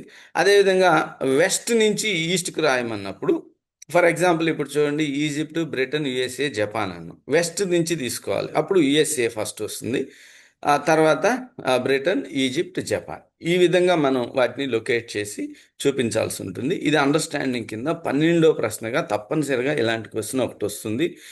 దీన్ని కూడా విద్యార్థులు ఈజీగా ఐడెంటిఫై చేయొచ్చు. ఇక్కడ మనకు అండర్స్టాండింగ్ కింద మిగిలినటువంటి క్వశ్చన్స్ ఇవన్నీ కూడా మనకు టెక్స్ట్ బుక్లో ఉన్నటువంటి క్వశ్చన్సే, చాలా ఈజీగా ఉంటాయి. ఆ చాప్టర్ని మనం అర్థం చేసుకుంటే రాయగలిగేటటువంటి ప్రశ్నలు ఇవి. తర్వాత అప్లికేషన్, ఇది కొద్దిగా మనం చూడాలి, నేర్చుకోవాలి. చూడండి, మనకు అప్లికేషన్లో 4 మార్క్స్ క్వశ్చన్, సివిక్స్లో 3rd చాప్టర్, 5th చాప్టర్, ఎకనామిక్స్లో 5th చాప్టర్. సో ఇక్కడ క్వశ్చన్ ఎలా ఉంటుంది చూడండి. Imagine if you are a women of 19th century, describe the role of women in national movements. అంటే నువ్వే 19వ శతాబ్దంలో ఒక మహిళగా ఊహించుకుంటే ఆ రోజుల్లో జాతీయోద్యమంలో మహిళల యొక్క పాత్ర ఏ విధంగా ఉందని రాయమంటారు. ఇప్పుడు మహిళల యొక్క పాత్ర 19వ శతాబ్దంలో జాతీయ ఉద్యమంలో అనేటటువంటిదే మనం నేర్చుకొని ఉంటాం. కాకుంటే ఇక్కడ మనం చేయాల్సింది ఏంటంటే, నేనే 19వ శతాబ్దంలో ఉంటే ఈ విధంగా మహిళల యొక్క పాత్ర గురించి నేను తెలుసుకున్నాను, వివరిస్తున్నాను అనేటటువంటి పాయింట్ను మనం రాయాల్సి ఉంటుంది. సో ఇలాంటి ప్రశ్నలు ఇక్కడ చూస్తున్నాను చూడండి. How do you say that caste inequalities are still continuing in India? Suggest measures for gender equality. Gender discrimination still prevails in India. How can you say it? Give examples. Design 2 slogans to promote consumer awareness. ఇది application కింద వస్తుంది, creation కింద కూడా రావడం జరుగుతుంది. ఇలాంటి questions ఇక్కడ చూడండి. అప్లికేషన్లో ఇంకొక మంచి క్వశ్చన్. ఈ క్వశ్చన్ మనకి ఇంతకు ముందు రాలేదు. ఇంతకు ముందు రోజుల్లో ఇలాంటి ప్రశ్నను మనం చూసి ఉండం. ఎందుకంటే అప్పట్లో ఉన్నటువంటి అకాడమిక్ స్టాండర్డ్స్ వేరు, ఇప్పుడు ఉన్నటువంటి ఆబ్జెక్టివ్స్ స్పెసిఫికేషన్స్ వేరు. కాబట్టి ఇక్కడ చూడండి, first give two proofs to say that democracy is the best form of governance. అంటే డెమోక్రసీయే ఉత్తమమైనటువంటి ప్రభుత్వం అని చెప్పడానికి 2 ఉదాహరణలు ఇవ్వండి. అంటే ప్రజలు చాలా సుఖ సంతోషాలతో ఉంటారు, హక్కుల్ని అనుభవిస్తారు, ఆ, అందరికీ రాజకీయ సమానత్వం ఉంటుంది, సమాజంలో అన్ని విషయాల్లో కూడా సమానత్వం ఉంటుంది, ప్రాథమిక హక్కులు ఉంటాయి. మనం ఇవన్నీ కూడా మనం అక్కడ చూపించి, so democracy is the best form of government in the world అనేటటువంటిది మనం అక్కడ రాయాల్సి ఉంటుంది. అదేవిధంగా ఇంకోటి, మనకు డెవలప్మెంట్లో నేను చెప్పాను, డెవలప్మెంట్ అనేటటువంటిది ఆర్థిక అంశాలతో ముడిపడినటువంటిదే కాదు, మిగిలిన అనేక అంశాలతో ముడిపడి ఉంటుంది అని చెప్పాను. ఆ విధంగా లిటరసీ రేట్ అనేటటువంటిది తక్కువగా ఉన్నటువంటి రాష్ట్రం మనకు బీహార్. బీహార్లో లిటరసీ రేట్ తక్కువగా ఉండడానికి కారణాలు ఏంటి? మామూలుగా అలా అడగకుండా, నువ్వే బీహార్ సీఎం అయితే ఆ, నువ్వు అక్షరాస్యత రేటు పెంచడానికి బీహార్లో ఎలాంటి చర్యలు చేపడతావు? అంటే ఇది అప్లికేషన్ అప్లై చేయాలి, నువ్వు ఊహించుకోవాలి. నువ్వు ఒక సీఎం అయితే బీహార్లో ఏం చేస్తావు? ఇప్పుడు స్కూల్స్ ఎక్కువగా ఎస్టాబ్లిష్ చేస్తాం, ఇన్ఫ్రాస్ట్రక్చర్ని డెవలప్ చేస్తాం, టీచింగ్ అంటే టీచర్స్ని రిక్రూట్ చేస్తాం, పిల్లలకి హాస్టల్స్ని పెడతాం, మిడ్ డే మీల్స్ పెడతారు, ఇన్సెంటివ్స్ ఇస్తారు, ఫ్రీ బుక్స్ ఇస్తాము. ఇట్లా నేను ఇవన్నీ చేస్తాను, నేనే సీఎం అయితే అనేటటువంటి అంశాన్ని అక్కడ మనం చెప్పాల్సి ఉంటుంది. So next analysis questions. ఈ అనాలిసిస్ క్వశ్చన్స్ కూడా మనకు కొంతవరకు ఈజీగానే ఉంటాయి. చూడండి, ఇది textual question. Impact of globalization has not been uniform. అవును, గ్లోబలైజేషన్ అనేటటువంటిది పేద దేశాలకు ఒక రకమైన ఎఫెక్ట్ ఉంటుంది, అదేవిధంగా చదువు లేనటువంటి వాళ్ళకు ఒక రకమైనటువంటి చిన్న వ్యాపారస్తులకు ఎఫెక్ట్ ఎక్కువగా ఉంటుంది. అదే బాగా డబ్బున్న వాళ్ళకు, ధనిక దేశాలకు, ఎంఎన్సీలకు బాగా ఆదాయం బాగా ఉంటుంది. సో కాబట్టి యూనిఫామ్గా లేదు గ్లోబలైజేషన్ యొక్క ఇంపాక్ట్ అనేటటువంటిది మనం డిస్కస్ చేస్తాం పాఠం చెప్పేటప్పుడు. కాబట్టి దాన్ని దృష్టిలో పెట్టుకొని ఇక్కడ జవాబు ఇవ్వాల్సి ఉంటుంది. సో నెక్స్ట్ ఎక్స్పాన్షన్ కూడా అనాలిసిస్ కిందకే వస్తాయి. ఆ ఎక్స్పాన్షన్ అనేటటువంటిది 2 మార్క్స్కి 1 మార్క్కి వచ్చేటటువంటి అవకాశం ఉంటుంది. అవి ఎక్కడ వస్తాయి, వాటిని మనం దృష్టిలో పెట్టుకొని నోట్ చేసుకోవాలి. సరే, నెక్స్ట్ ఎవాల్యుయేషన్ క్వశ్చన్స్. ఈ ఎవాల్యుయేషన్ క్వశ్చన్స్ అనేటటువంటివి కూడా మనకు ఏ చాప్టర్లో వస్తాయి, ఎన్ని మార్కులకు వస్తాయి అనేటటువంటిది ఇవ్వడం జరిగింది. చూడండి, మనకు ఎవాల్యుయేషన్లో 10 మార్క్స్కి మాత్రం ఆ, రావడం జరుగుతుంది. ఎవాల్యుయేషన్ చూడండి, ఇప్పుడు హైయర్ ఆర్డర్ థింకింగ్లో టాప్లో ఉంటుంది, అంటే ఈ నెక్స్ట్ క్రియేషన్ ఉంటుంది. కాబట్టి వీటికి మార్క్స్ అలాట్మెంట్ కూడా చాలా తక్కువగా ఇవ్వడం జరిగింది. కాబట్టి వాటికి క్వశ్చన్స్ ఎలా ఉంటాయి చూడండి. India is a secular state, justify your answer. అంటే భారతదేశం లౌకిక రాజ్యం అని చెప్పాం. ఇవి ఎలా చెప్పగలవు? భారతదేశంలో లౌకిక తత్వం ఉందని ఎలా చెప్పగలవు? అంటే భారతదేశంలో అన్ని మతాలని మనం సమానంగా ఆదరిస్తూ ఉన్నాం. మనకు రాజ్యాంగం ఆ విధమైనటువంటి సోర్సెస్ని కల్పించింది. మనం ఏ మతాన్నైనా ఫాలో అవ్వచ్చు, ఏ మతాన్నైనా డెవలప్ చేసుకోవచ్చు. ఇంకొక మతాన్ని ఇబ్బంది పెట్టకుండా ఉన్నంత వరకు మన మతాన్ని మనం ప్రోత్సహించుకొని ప్రచారం కూడా చేసుకోవచ్చు. ఇలాంటి విషయాల్ని మనం ఈ భారతదేశంలో చూస్తూ ఉన్నాం. కాబట్టి India is a secular state అని మనం జస్టిఫై చేయాలి. ఆ విధంగా ఉంది. మనం రాసేటటువంటి ఆన్సరు వీలైనంత వరకు పాజిటివ్ వేలోనే ఆలోచించి రాయాల్సి ఉంటుంది. అదేవిధంగా caste alone cannot decide elections, justify. అవును, కులం అనేటటువంటిది ఒక్కటే ఎలక్షన్స్ని, ఎన్నికల్ని ప్రభావితం చేయదు.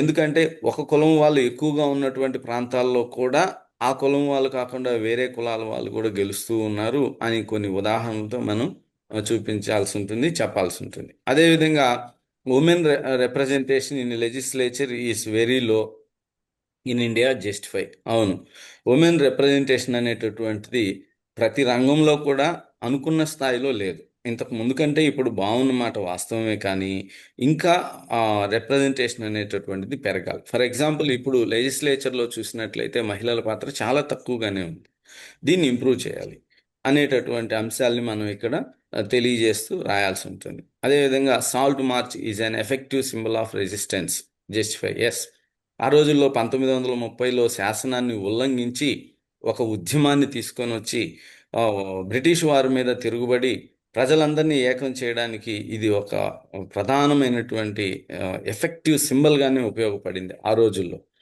కాబట్టి దీన్ని ప్రధానంగా మనం సాల్ట్ మార్చ్ని డిస్కస్ చేయొచ్చు. ప్రజల్లో చాలా చైతన్యం తెచ్చింది. అందరూ పాల్గొన్నారు.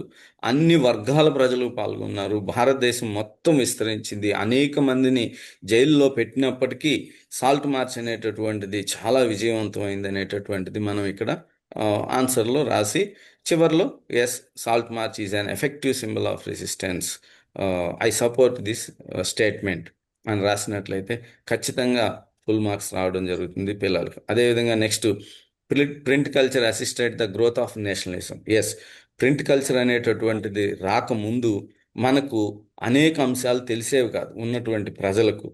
అంటే చదువుకున్న వాళ్ళకు కొంతమందికి మాత్రమే కొన్ని విషయాలు, బాగా జ్ఞానవంతులకు మాత్రమే తెలిసేది.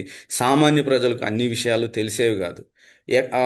ప్రింట్ కల్చర్ డెవలప్ అయిన తర్వాత, ఎక్కువ ప్రింటింగ్ అయిన తర్వాత, బుక్స్, పేపర్స్, మ్యాగజైన్స్ ఇవన్నీ స్ప్రెడ్ అయిన తర్వాత ప్రజల్లో చైతన్యం వచ్చింది, నాలెడ్జ్ పెరిగింది. అప్పుడు మనలో బ్రిటిష్ వారు చేస్తున్నటువంటి ఆ దోపిడీ అందరూ గుర్తించగలిగారు. అప్పుడు మన జాతీయ భావాలు విస్తరించాయి. ఇవన్నీ ప్రింట్ కల్చర్ అనేటటువంటిది మన జాతీయ భావాలు అభివృద్ధి చెందడానికి బాగా ఉపయోగపడ్డాయి. కాబట్టి మనం ప్రింట్ కల్చర్ అనేటటువంటిది భారత స్వాతంత్ర ఉద్యమానికే కాదు, అనేక దేశాల్లో కూడా నేషనలిజం డెవలప్ అవడానికి దోహదపడింది. కాబట్టి ఇలాంటి క్వశ్చన్స్ మనం తప్పనిసరిగా ఎగ్జామినేషన్స్లో ఉంటాయి, నేర్చుకోవాలి కూడా. అదేవిధంగా నాన్ కోఆపరేషన్ మూమెంట్ ఎవాల్యుయేషన్ కింద మనకి ఇది 8 మార్క్స్ క్వశ్చన్స్లో తప్పనిసరిగా ఉంటుంది. నాన్ కోఆపరేషన్ మూమెంట్ మీద క్వశ్చన్ ఇక్కడ చూడండి, రెండు రకాలుగా అడగడం జరిగింది. మొదటి question, non cooperation moment was truly A mass struggle. అవును, అది అందరూ ప్రజలు పాల్గొన్నారు. ఎలా నువ్వు దీన్ని, ఈ ఈ వాక్యాన్ని, ఇచ్చినటువంటి స్టేట్మెంట్ని సమర్థిస్తూ నీ సమాధానాన్ని రాయండి అని ఉంటుంది. So how far non cooperation movement contributed to the national movement. అదేవిధంగా చూడండి, how far was quit India movement successful. తర్వాత, introduction of printing press played a significant role in spread nationalist ideas, examine the statement. ఇలాంటివి evaluation కింద రావడం జరుగుతుంది. చివరగా మనకు creation కూడా 10 మార్క్స్కి, 2 మార్కులకు ఎకనామిక్స్లో 5th చాప్టర్లోను, అక్కడ స్లోగన్స్ వచ్చే ఛాన్స్ ఎక్కువ ఉంటుంది. అదేవిధంగా 4 మార్క్స్ హిస్టరీలో ఫస్ట్ చాప్టర్, అదేవిధంగా ఎకనామిక్స్లో ఫస్ట్ చాప్టర్. ఒకసారి ఆ క్వశ్చన్స్ ఎలా ఉంటాయో చూడండి. Make a few slogans to bring awareness about consumer rights among the people. అంటే ప్రజల్లో అవేర్నెస్ పెంచడానికి కన్స్యూమర్ రైట్స్ గురించి ప్రజలకు తెలియజేసే విధంగా కొన్ని స్లోగన్స్ని నువ్వు తయారు చేయి. ఇది 4 మార్కుల క్వశ్చన్కి అడిగారంటే 4 స్లోగన్స్ రాయాలి. 2 మార్కుల క్వశ్చన్స్కి అడిగినప్పుడు 2 స్లోగన్స్ రాస్తే సరిపోతుంది. అంటే 1 మార్కుకి 1 పాయింట్. సాంఘిక శాస్త్రంలో పారాగ్రాఫుల్లో ఆన్సర్ రాయకూడదు. ఈ అంశాన్ని అందరూ దృష్టిలో పెట్టుకోవాలి. ఎందుకంటే మనకు ప్రిన్సిపల్స్ ఆఫ్ ఎవాల్యుయేషన్లో ప్రతి పాయింట్కి 1 మార్కు కేటాయించబడింది అన్నట్టు ఉంటుంది. ఇంకొకటి, ఈ ప్రిన్సిపల్స్ ఆఫ్ ఎవాల్యుయేషన్లో కూడా ఇచ్చేటటువంటి ఒక్కసారి పాత ప్రిన్సిపల్స్ని చూసారంటే మీకు ఒక ఐడియా వస్తుంది. వాటిలో కూడా ఒక ఆన్సర్ ఇవ్వడం జరుగుతుంది. ఇలాంటి ఆన్సరు రిలేటెడ్గా ఉన్నటువంటి పాయింట్స్ వేరే వ్యూలో రాసినా కూడా ఏ ఇతర సరైన సంబంధిత సమాధానానికైనా కూడా మనం సమాధానాన్ని పరిగణించి మార్కులు కేటాయించండి అనేటటువంటి ఇన్స్ట్రక్షన్ గవర్నమెంట్ వారే ఇచ్చారు. అంటే మనం టెక్స్ట్ బుక్లో ఉన్నటువంటి పాయింట్ని అలాగే రాయాలని లేదు, మనం సొంత మాటల్లో రాయొచ్చు. కానీ థీమ్, మనం ప్రశ్న దేని మీద అడిగారు, ఆ థీమ్ మనం రిప్రజెంట్ చేస్తున్నామా లేదా అనేటటువంటిది తప్పనిసరిగా గుర్తుపెట్టుకోవాలి. So next, how would you aware your friends about fraud advertisements. ఇది యువర్ క్రియేషన్. ఫ్రాడ్ అడ్వర్టైజ్మెంట్స్ని మనం ఎలా రిసీవ్ చేసుకోకుండా జాగ్రత్త పడాలి అనేటటువంటి అంశాన్ని నీ ఫ్రెండ్స్కి కానివ్వండి, నీ రిలేటివ్స్, నీ చుట్టుపక్కల ఉన్న వాళ్ళకి కూడా నువ్వు తెలియజెప్పాలి. నీకు తెలియజెప్పాలంటే నీ కంటెంట్ ఉండాలి, నీకు తెలిసి ఉండాలి, కన్జ్యూమర్ రైట్స్ అంటే ఏందో తెలిసి ఉండాలి. అప్పుడు మనకు కన్జ్యూమర్గా నీకు ఉన్నటువంటి హక్కులేంటి, ఒక వస్తువుని కొనేటప్పుడు తీసుకోవాల్సిన జాగ్రత్తలు ఏంటి, ఫ్రాడ్ అడ్వర్టైజ్మెంట్స్ ఎలా ఉంటాయి, చీప్గా వస్తువుల్ని ఎలా అమ్మేస్తారు మనకి, మనల్ని మోసగించి. అనేటటువంటి అంశాలన్నీ కూడా మనం డిస్కస్ చేస్తాం, తెలుసుకొని కూడా ఉండాలి మనం అందరం. ఇది మనకు డైలీ లైఫ్లో కూడా బాగా ఉపయోగపడుతుంది. నెక్స్ట్, ఆ లాటరీస్ అనేటటువంటివి మనల్ని ఎలా ఫ్రాడ్ చేస్తాయి, ఎలా మోసగిస్తాయి అనేటటువంటి అంశాలన్నీ కూడా మనం ఆ చాప్టర్లో డిస్కస్ చేస్తాం కాబట్టి అలాంటి క్వశ్చన్ రావడం జరిగింది. Next, write a news report on unification of Germany. Yes, ఇలాంటి క్వశ్చన్ మనం ఇంతకు ముందు ఎప్పుడూ చూడలేదు.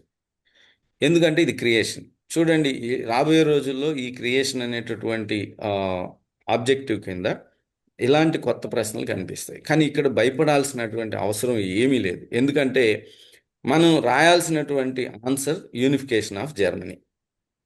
కాకుంటే న్యూస్ రిపోర్ట్ అంటే నువ్వే ఒక వార్తా విలేకరు అయితే ఎలా రాస్తావు? ఇప్పుడు మనం జర్మనీలో ఉన్నాం. సో ఈ జర్మనీ అంటే 1800 1871 ఆ టైంలో ఉన్నటువంటి విలేకరి నువ్వైతే ఎలా స్పందిస్తావు అనేటటువంటిది. ఆ రోజుల్లో జరిగినటువంటి యుద్ధాలు, ఆ రోజుల్లో జరిగిన సందులు, ఏ విధమైనటువంటి జర్మనీని ఏకం చేశారు, జర్మనీని ఏకం చేసిన తర్వాత ఎవరు ఆ, దానిని పరిపాలకుడిగా ఆ, వాళ్ళు అనౌన్స్ చేసుకున్నారు, వాళ్ళ రాజధాని ఏంటి, ఇవన్నీ కూడా మనం పాయింట్ల రూపంలో రాసినట్లయితే అక్కడ సరిపోతుంది. అదేవిధంగా write a diary entry on Garibaldi's role. ఇది కూడా చాలా కొత్త క్వశ్చన్. ఎందుకంటే ఇంతకు ముందు కూడా ఇది ఎక్కడ మనం చూడలేదు. ఇలాంటి ప్రశ్నలు మనకు వచ్చేటట్టు అంటే creative questions. Propose 4 ways to make India a developed country. భారతదేశాన్ని అభివృద్ధి చెందించడానికి ఏవైనా 4 మార్గాలు నువ్వు తెలియచేయి. అదేవిధంగా if you are a journalist, write on unification of Germany. అది ఇంతకు ముందు చెప్పాం కదా, అలాంటివే. Imagine if you are a citizen living under Napoleon's rule, make a diary entry on the changes introduced by Napoleon. ఇప్పుడు మనం రాయాల్సినటువంటి కంటెంట్ నెపోలియన్ సమాజంలో ఆ రోజు ఆయన పాలకుడుగా అయిన తర్వాత వచ్చినటువంటి మార్పులు, ఆయన తీసుకొచ్చినటువంటి మార్పులు, వాటిని మాత్రం ఇక్కడ మనం రాయాల్సి ఉంటుంది. అక్కడ రాస్తే సరిపోతుంది అనమాట. అదేవిధంగా మ్యాపింగ్ స్కిల్స్ చూసినట్లయితే మనకు ప్రధానంగా అంటే మనం అనేక అంశాలను మ్యాపింగ్ స్కిల్స్లో నేర్చుకోవాలి. ఫర్ ఎగ్జాంపుల్ స్టేట్స్ నేర్చుకోవాలి, అదేవిధంగా రివర్స్ నేర్చుకోవాలి, ఫిజికల్ ఫీచర్స్ నేర్చుకోవాలి, అదేవిధంగా మైనింగ్ ప్లేసెస్ నేర్చుకోవాలి, మేజర్ ఇండస్ట్రీస్ లొకేషన్స్ నేర్చుకోవాలి, అదేవిధంగా పోర్ట్స్ ఉన్నటువంటి సీ పోర్ట్స్ నేర్చుకోవాలి, ఎయిర్పోర్ట్స్ నేర్చుకోవాలి, నేషనల్ హైవేస్ వాటి యొక్క ఇంపార్టెంట్ ప్లేసెస్ నేర్చుకోవాలి. ఇవన్నీ మనకి చాప్టర్స్లో ఉన్నవి. వీటన్నిటినీ మనం డెఫినెట్గా నేర్చుకోవాలి. కాకుంటే ముఖ్యమైనటువంటివి చాలా ఇంపార్టెంట్ అనిపించినటువంటివి కొన్ని ఇక్కడ నోట్ చేయడం జరిగింది. దీన్ని మనం ఆ, బాగా ప్రాక్టీస్ చేయాలి. అంటే ప్రధానమైనటువంటి నగరాలు ఢిల్లీ, ముంబై, చెన్నై, కోల్కతా, ఇవి మిస్ కావు. ముంబై, ఇవి మిస్ కావు. ప్రధానమైనటువంటి రివర్స్ ఇండస్, గంగా, కృష్ణ, గోదావరి, ఇవి మిస్ కాకూడదు. ఇంపార్టెంట్ స్టేట్స్ మనం ఎక్కువగా డిస్కస్ చేసేటటువంటి స్టేట్స్ మనకు ఆంధ్రప్రదేశ్, బీహార్, హిమాచల్ ప్రదేశ్, కరెంట్ అఫైర్స్లో వచ్చేటటువంటి జమ్మూ కాశ్మీర్, ఇలాంటివి మనం రాజస్థాన్, వెస్ట్ బెంగాల్, తమిళనాడు, ఇలాంటివి మిస్ చేయకుండా నేర్చుకోవాలి. ఇంపార్టెంట్ ఫిజికల్ ఫీచర్స్లో చూసినట్లయితే మనకు థార్ డెజర్ట్ తప్పనిసరిగా నేర్చుకోవాలి. అదేవిధంగా మనం చుట్టూ ఉన్నటువంటి ఆ, ముఖ్యమైనటువంటి దేశాలు, భారతదేశం చుట్టూ ఉన్నటువంటివి నేపాల్, చైనా, భూటాన్, అదేవిధంగా మనకు Pakistan, Sri Lanka, Arabian Sea, bay of Bengal, Indian Ocean, ఇవన్నీ తప్పనిసరిగా మనం నేర్చుకోవాలి. సో ముఖ్యమైనటువంటి ఫిజికల్ ఫీచర్స్లో థార్ డెజర్ట్తో పాటు దక్కన్ ప్లేటు, హిమాలయాస్, ఇవన్నీ తప్పనిసరిగా నేర్చుకోవాలి. అదేవిధంగా అండమాన్ నికోబార్ ఐలాండ్స్ నేర్చుకోవాలి. తర్వాత అరేబియన్ సముద్రంలో ఉన్నటువంటి లక్షద్వీపులు కూడా నేర్చుకోవాలి. సో ఇవి మనకు ప్రధానంగా ఆ, అడిగేటటువంటి అవకాశం ఉన్నటువంటివి అని మనం ఇక్కడ డిస్కస్ చేసాం. వీటితో పాటు మొత్తం అన్నీ నేర్చుకోవడం కూడా ఉత్తమం. అదేవిధంగా వరల్డ్ మ్యాప్ చూసినట్లయితే మనకు ముఖ్యమైనటువంటి దేశాలు, మనకు హిస్టరీలో మనం డిస్కస్ చేసేటటువంటి ముఖ్యమైన దేశాలు, మనం భారతదేశంతో తీసుకుంటే భారతదేశం, ఏషియన్ కంట్రీస్లో China, Japan, Sri Lanka, Pakistan, Iran, Iraq. అదేవిధంగా యూరోప్ కంట్రీస్కి వెళ్తే యూరోప్ కంట్రీస్లో చాలా ఇంపార్టెంట్ కంట్రీస్ మనం నేర్చుకోవాలి. అవి Germany, France, Italy, Britain, Britain, England, UK అని కూడా అడుగుతూ ఉంటారు. అవి తప్పనిసరిగా అక్కడ నేర్చుకోవాలి. అదేవిధంగా గ్రీస్, స్విట్జర్లాండ్, ఇవన్నీ కూడా మనం బాగా చూసుకోవాలి.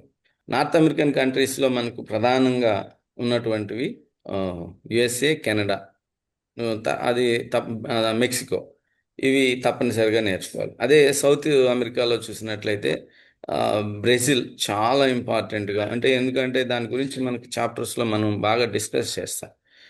అవి తప్పనిసరిగా నేర్చుకోవాలి. ఆస్ట్రేలియా, ఇంకా oceans, Pacific ocean, Atlantic ocean, Indian ocean, seas చూసినట్లయితే Mediterranean sea, bay of Bengal, Arabian sea, ఇవన్నీ కూడా చూసుకోవాలి. అంటే ప్రధానమైనవి ఇవి. ఆఫ్రికన్ కంట్రీస్లో మనం సౌత్ ఆఫ్రికా, అదేవిధంగా నైజీరియా, ఈజిప్ట్, ఇవి ప్రధానంగా మనకు చాప్టర్స్లో పదే పదే వచ్చేటటువంటి దేశాలు. అంటే ఇక్కడ ఇవి మాత్రమే నేర్చుకోవాలని కాదు, దయచేసి అర్థం చేసుకోండి. ఇవి ప్రధానంగా నేర్చుకోవాలి. మనం ఎగ్జామినేషన్కి బాగా నేర్చుకునేటటువంటి అప్లై అంటే రాసేటటువంటి ప్రయత్నం కూడా చేయాలి అనేటటువంటిది ఇక్కడ నేను చెప్పేది. స్ట్రెస్ చేసి వీటిని బాగా నేర్చుకోండి, మిగిలినవి కూడా అన్నీ నేర్చుకోవాలి. సో ఆ, ఇది ఈ ప్రధానంగా ఇప్పటి వరకు చెప్పగలిగింది.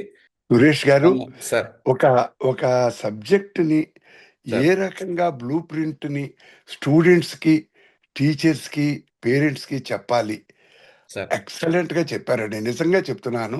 సార్. నా జీవితంలో ఇలాంటి ప్రెజెంటేషన్ వెళ్ళ థ్యాంక్ యూ. మీరు థ్యాంక్ యూ. టీచర్గా ఉంటూ హెడ్ సార్. మాస్టర్గా ఎలా చేస్తున్నారో నాకు అర్థం కాలేదు. ఇంత మంచి సబ్జెక్టు, టీచింగ్ టాలెంట్ ఉండి అడ్మినిస్ట్రేషన్ చేయటం ఎంత కష్టం అండి బాబు. సార్. అయినా మీకు పవర్ పాయింట్ ప్రెజెంటేషన్ మీద అవార్డు రావటానికి కారణం ఎందుకంటే మీరు 30 నిమిషాలు కరెక్ట్గా గంట సార్. మొత్తం కాంప్రిహెన్సివ్గా చెప్పి మా మనసును చూరగొన్నారు. సార్. తిరుపతి వచ్చి మీ సార్. స్కూల్కి వచ్చి సార్. మీకు శాలువా కప్పి సార్. దండం పెట్టాలని అంత సార్. సార్. ఆలింగనం చేసుకోవాలి అంత కోరిక కలిగిందండి. సార్, ఒక్క మీలాంటి 5 పెద్దల నిమిషాలు ఆశీర్వాదం ఉంటాయి సార్. పేపర్ సెట్టర్ చేతిలో ఏమీ లేదు. ఏ చాప్టర్లో ఏ రకమైన క్వశ్చన్ ఇవ్వాలి. సురేష్ గారు, ముందు 8 మార్కులు రాయటం కరెక్టా, ముందు 1 మార్క్ క్వశ్చన్ రాయటం కరెక్టా? స్టూడెంట్ ఏది బాగా తెలిస్తే అది రాసుకోవచ్చు సార్. ఓకే. 1 మార్క్ క్వశ్చన్స్ ఈజీగా ఉంటాయి, ఎందుకంటే నాలెడ్జ్తో ఇస్తారు కాబట్టి. 1 మార్క్ క్వశ్చన్స్ ఈజీగా ఉంటాయి, అవి బుల్లెట్ పాయింట్స్గా రాసేయచ్చు. చాలా ఈజీ, టైం కూడా సేవ్ అవుతుంది. ఆ. Yes sir. మీరు మీరు చెప్పిన దాంట్లో నాకు బాగా నచ్చింది, మెమరైజ్ చెయ్యక్కర్లేదు, ఎస్. అండర్స్టాండింగ్ చేసుకుని సార్. దాన్ని అప్లై చేయటం నేర్చుకోవాలి. Yes sir. ఎస్ అది సార్. వాళ్ళ బేసిక్ పాయింట్. Yes sir. పొడవు, వెడల్పు, ఎత్తు, అంకెలు, జనాభా, ఈ అంకెలు బట్టి పట్టే సంస్కృతిలో నుంచి సార్. అర్థం చేసుకుని అన్వయించే విధానంలోకి స్టూడెంట్స్ని మార్చటమే ఈ ఎస్ సార్. కొత్త మోడల్ యొక్క ఉద్దేశం అని ఎస్ సార్. ఎస్. వివరించారు. కోటేశ్వరరావు గారు, ఆయన నమస్కారం అండి. నమస్తే సార్, చెప్పండి. నమస్కారం అండి. నా పేరు కోటేశ్వరరావు. ఆలివ్ మిషన్ వాళ్ళు ఒక సబ్జెక్టు 10th క్లాస్ సబ్జెక్టు ఎలా డీల్ చేయబడాలి అనుకుంటున్నారో అలా ఒక పర్ఫెక్ట్ గా డీల్ చేశారు. చాలా బాగుంది. ప్రతి సోషల్ టీచరు 10వ తరగతి పాఠాలు చెప్పే ప్రతి సోషల్ టీచరు ఈ 1 గంట కార్యక్రమాన్ని తప్పనిసరిగా చూడాలి. అట్లాగే పిల్లలకు కూడా బ్రహ్మాండంగా ఉంది. మ్యాప్ పాయింటింగ్ ఎలా చేయాలి, ఒక్కొక్క చాప్టర్ నుంచి ఎన్ని మార్కులకు వస్తాయి, ఎగ్జామ్ మోడల్ పాత మోడల్కి కొత్త మోడల్కి తేడాలు ఏంటి, కోర్ కంటెంట్ గుర్తించడం ఎలా, ఈ తర్వాత ఇంటర్నల్ చాయిస్ ఎలా మారింది, ఇటువంటి కాన్సెప్ట్స్ అన్ని అద్భుతంగా చెప్పారు. చాలా సంతోషం. మీ ప్రొఫైల్ బ్రహ్మాండంగా ఉంది. నమస్కారం. చాలా థ్యాంక్స్. బ్రహ్మాండంగా ఉంది. పిల్లలు మాట్లాడండి. కొంతమంది డౌట్స్ అడుగున్నారు సార్ ఇక్కడ. అవి చెప్పండి సార్, దయచేసి సార్, చెప్పండి. 100 డేస్ యాక్షన్ ప్లాను గవర్నమెంట్ ఇచ్చింది కదా, దానిలో ఉన్న క్వశ్చన్స్ చదివితే దానిలో నుంచి మాత్రమే వస్తాయా పబ్లిక్లోకి సార్ అని అడిగారు. ఒక క్వశ్చన్ ఎవరో అడిగారు, విష్ణు ఆ, అని.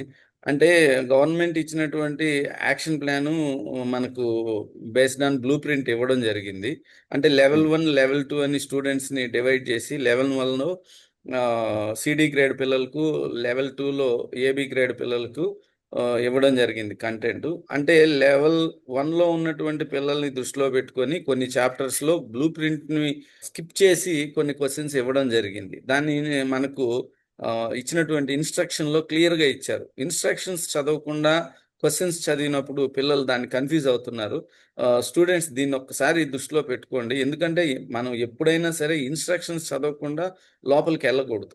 చాలా మంది ఫోన్లు చేసి డౌట్లు అడుగుతున్నారు. సార్ బ్లూ ప్రింట్ ప్రకారం ఇవ్వలేదని. బ్లూ ప్రింట్ ప్రకారం ఇవ్వలేదు. కంటెంట్ నేర్చుకోవడానికి ఇచ్చామని ఇన్స్ట్రక్షన్‌లో ఉంది. దయచేసి గమనించండి. అవి 100% సరిపోవు.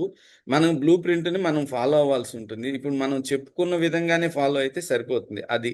Next Andhra Pradesh, Telangana weightage paper same కాదు. ఆంధ్రప్రదేశ్ పేపర్ వేరు, తెలంగాణ పేపర్ వేరు. అది కూడా లాస్ట్ ఇయర్ వెయిటేజ్ వేరు, ఈ ఇయర్ వెయిటేజ్ వేరు. దయచేసి అందరూ కూడా దీన్ని బాగా దృష్టిలో పెట్టుకోవాలి. లాస్ట్ ఇయర్ వరకు ఉన్నటువంటి ప్యాటర్న్‌లో మనకు సోషల్‌లో 100 మార్క్స్ వచ్చేటటువంటి అవకాశం ఎక్కువగా ఉంది. ఈ సంవత్సరం నుంచి 100 మార్క్స్ తెచ్చుకోవడం అనేటటువంటిది తెలివైనటువంటి పిల్లల వరకు మాత్రమే సాధ్యమవుతుంది. కాబట్టి దీన్ని దృష్టిలో పెట్టుకోవాలి. నేడు సాంఘిక శాస్త్ర బోధనకు పీపీటీ వాడడం ఎంతవరకు అవసరమో గుర్తించడం సంతోషం. Thank you sir. Map pointing చేస్తున్నప్పుడు ఎగ్జామ్స్‌లో పెన్ ఆర్ పెన్సిల్. పెన్నునే యూజ్ చేయాలి. పెన్సిల్ వాడమని ఎక్కడా ఇన్స్ట్రక్షన్ లేదు మనకు. పెన్సిల్ వాడడంలో వచ్చినటువంటి డ్రాబ్యాక్ ఏంది అంటే పెన్సిల్‌ని మనం అంటే డార్క్‌గా యూజ్ చేయకపోతే అది మనకు బాగా కనిపించదు. మనకు ఎందుకు పేపర్స్ మనకు స్పాట్ వాల్యుయేషన్‌లో కూర్చున్నప్పుడు రూమ్‌లో కరెంట్ లేదనుకోండి. ఒక్కొక్కసారి అది సమ్మర్‌లో స్పాట్ వాల్యుయేషన్ జరుగుతుంది. అప్పుడు పవరు లేనప్పుడు లైటింగ్ తక్కువగా ఉన్నప్పుడు ఆ మీరు రాసినటువంటి పెన్సిల్ లైన్ కనబడకపోతే మార్కులు రావు.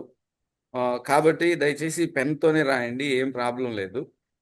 2 గ్రూపుల్లో పెట్టాల్సొస్తే కూడా ఖచ్చితంగా మీరు 2 కలర్స్ వాడండి అని కూడా చెప్పాను. సో, అది సార్. అక్కడి వరకు డౌట్స్ అడిగున్నారు. వచ్చే వారం ఒక మేడం గారు మనకి తెలుగులో ఇదే రకంగా తెలుగులో చెప్పడానికి సిద్ధంగా ఉన్నారు. నేను స్లైడ్ పంపిస్తాను. Thank you Suresh and friends. God bless you all.